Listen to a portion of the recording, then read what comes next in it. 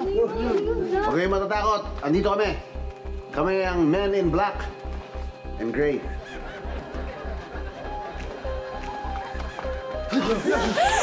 Oo, kaya kayo. Tabi, tabi.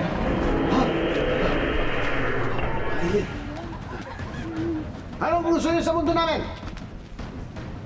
Ay, yung salita. Paparilin natin. Sige, sir. Isa lang to, ah.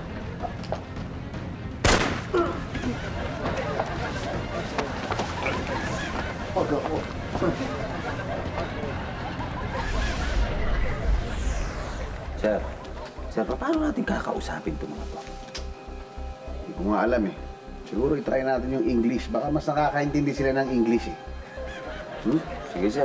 Simula mo, simula mo. Try ko, sir, ha? Excuse me. What planet are you from?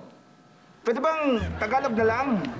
Mahina kami sa Ingles eh. Oo nga. Tama. Oo, Tagalog ka pala, ha? Paano marunong ka mag-Tagalog, ha? Dito kami pinanganak sa Pilipinas. Kaya marunong kami mag-Tagalog. Sir. Oo. Sir, ibig sabihin, sir, mabalik-balik ng mga to sa Pilipinas. Oo nga. Hoy, kayo. Umamin kayo. Anong plano nyo dito sa Pilipinas? Plano nyo sakupin, ano? Sir, hindi. Nagkakamali kayo. Tao din kami tulad ninyo. Opo. Galing na kami sa future. Opo, tama. Ibig sabihin, totoo ang time machine. Oo. Oo. Tumpak. Totoo. Totoo ang time machine. Tama. Kaya pwede kami mag-travel sa iba't ibang panahon. Teka, ibig sabihin, ganyan na ang itsura ng mga tao sa future? Nag-evolve pala mga itsura sa future, ha? Ibig sabihin, totoo ang sinasabi nila na galing tayo sa mga unggoy. Yes. Ano nag-evolve? Hindi totoo yan. Pareho lang ang itsura ng mga tao sa future sa mga tao ngayon. Tama. Galing na kami sa 2024. Opo, 2024. Teka, 2024. 5-6 na taon lang yan eh. Bakit ganyan ang mga itsura nyo?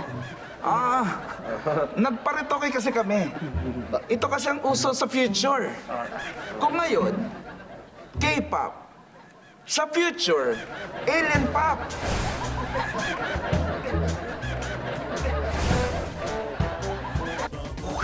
Grabe! Exciting talaga yung mga eksena.